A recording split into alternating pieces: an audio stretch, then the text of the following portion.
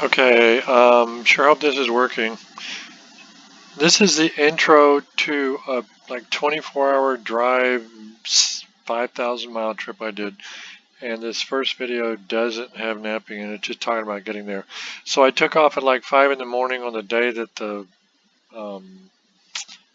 big eclipse hit. And by the time the eclipse was happening around lunchtime, I don't know where I was, but I jumped off the freeway and went into this small town, and I'm driving down this town, and these people were standing outside of McDonald's with their funny glasses on. So I whipped in there and went over, and the lady let me borrow her glasses and look at the eclipse. And then I gave them back to her and left and got back on the road. So there you have that. And I did see the eclipse. And this is like right after I got back on the road, and I wasn't where the eclipse was right at the total point. So it just looked like late afternoon, even though it was noon. But it was probably 90% eclipse when I saw it. So anyway, all right. The only reason I'm showing you this is I'm crossing the Mississippi River, but that's not why I'm showing you this. This thing right here, this pyramid, you need to go there. That place is cool, and you need to go up to the top and have lunch, and then go around all over the place. Everything. That place is beyond cool. Okay. This, I thought there wasn't going to be a Carmageddon, and I was wrong. This is the Carmageddon. I was stuck in this. I was not going to get out of this. No way, no how. And so I was stuck overnight in Bowling Green, Kentucky. Could not get out of Bowling Green, Kentucky. The next morning I thought, oh, well, things will be fine. Well, this is when I was trying to get across the river from Kentucky into Ohio. And they had a lane of the bridge closed, and the truckers all got in the middle lane miles ahead and wouldn't let anybody else over. So there you go. This was, I had to go a long ways along the bottom side of Lake Erie, and I wanted to see Lake Erie, so I jumped over right before dusk and went to go see Lake Erie at a place where it looked like I was close to it, and a storm was coming in. This is Lake Erie. I don't know what it looks like normally. It looks kind of angry to me. This is amazing. This is really amazing. It was quite a bit more dramatic in person. Look at all the seagulls way over there. This is a park. This was a super cool place. I was glad I found it. Canal or something, I don't know. I think I'm in Ohio still. They had bocce courts up on the hill. Actually, I think I'm right on the border of Ohio and Pennsylvania. That is just crazy. Alright, here we go. That was a cool picture. Oh, that's not me. Okay, so then I get back on the road.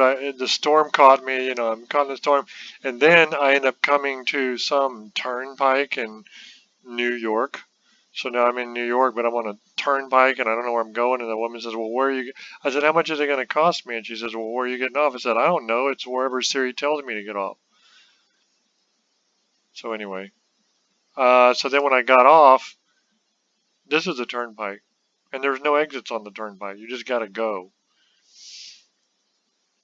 So when I got off, I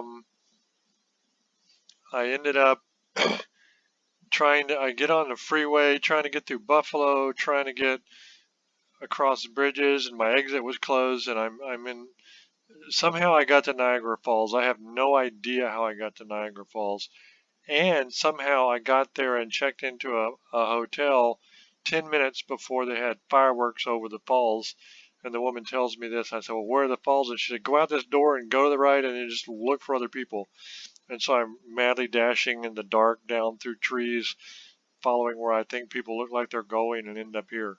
And this is some pretty drama. So here we go.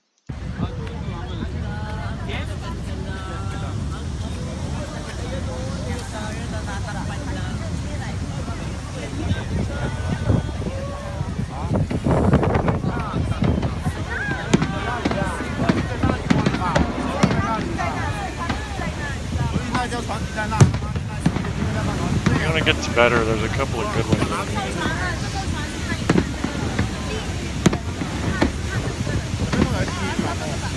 Bam! See? I tell you it's raining. Take an umbrella. Alright. So anyway, that was some... What was weird about it is you see the falls and you can't really see where it's coming from, and it's... These falls are high energy drama. Anyway, so here's the next morning. I got out early and nobody was there because like the off season started that week. Everybody went back to school, so I had the place almost to myself. Oh great. Walgreens is calling. I hung up on them because I knew what they wanted. It's early in the morning and this is Niagara River. Look at this thing. And I don't see anybody. The only thing scarier than thinking about being on that river is thinking about if you were on that river and didn't realize in about 10 seconds you're going over the falls.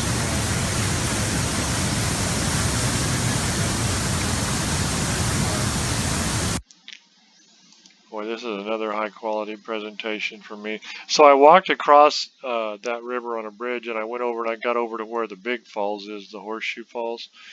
And a cool thing about all the falls is they have a rainbow the whole time because of the mist. And the buildings you see, that's Canada over there.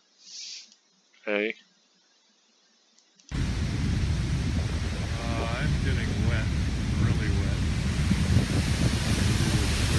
Yeah, there's no way to go over to Rainbow Falls without getting wet.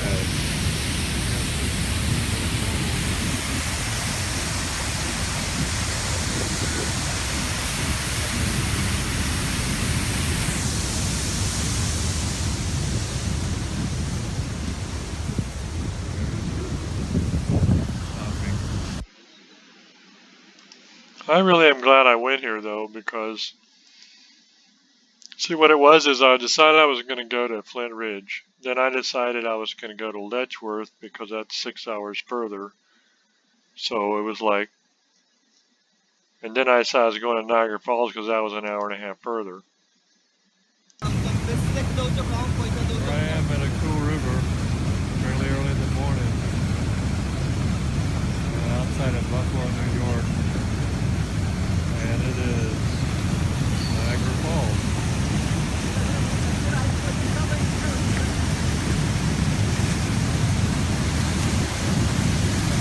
There's Canada. You're right by this thing, and I mean, this is something. When you're right there in person, it's like high drama, power, endless force. When I was over Horseshoe Falls,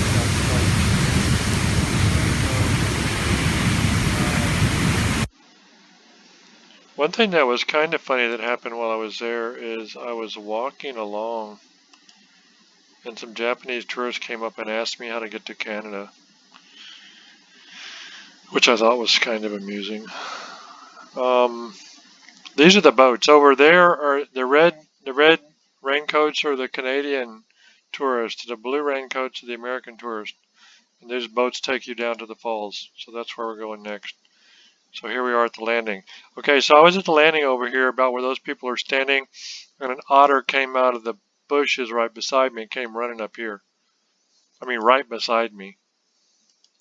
There's the otter. I wasn't very quick with my camera, but there's the otter. He was going up there and went in the bushes over there. So he was just changing bush locations.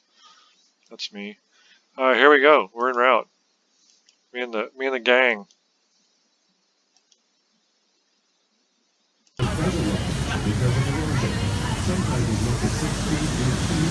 Kind of getting whiteout conditions when you get right at the falls.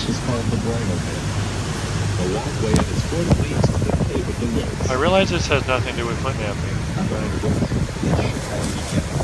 I was getting there. And I figure if you just get there with me without having to get to the trip to get there, it's not fair. See how the boat's way up in the falls?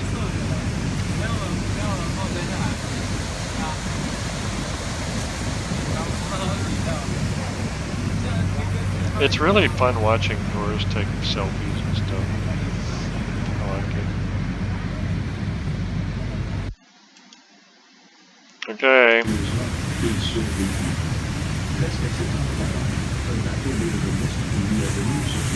You just have to go there and see it for yourself. Pictures and video do not do it justice.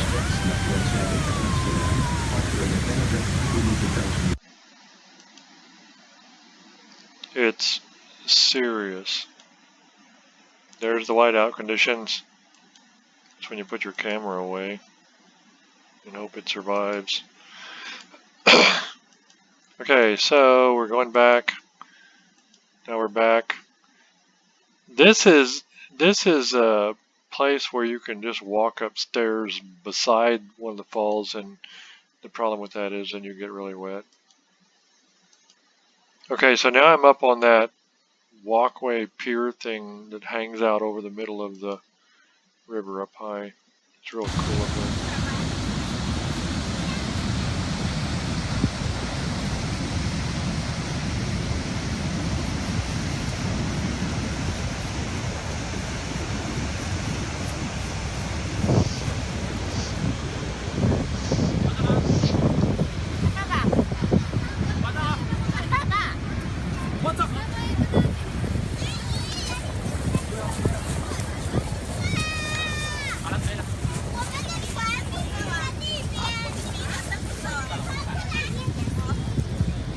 Okay, let's go. Right, so, oh, that's looking the other way. The cool thing about that is, or the weird thing about that is, look, there's two guys on the bridge right there. I saw that and I'm like, okay, that seems ill-advised. So I went to a casino to recover from that. When I go to casinos, I spend $20 max. It's $20 win, lose, or draw, and I'm out of there. I won $248 about a minute and a half into playing, and I cashed out and left. So I made a net profit on my visit to Niagara Falls. It was a pretty casino. So here I'm walking down the street, going back towards the hotel. That was in a gift shop. They have a culinary institute where people can learn to cook well, I suppose.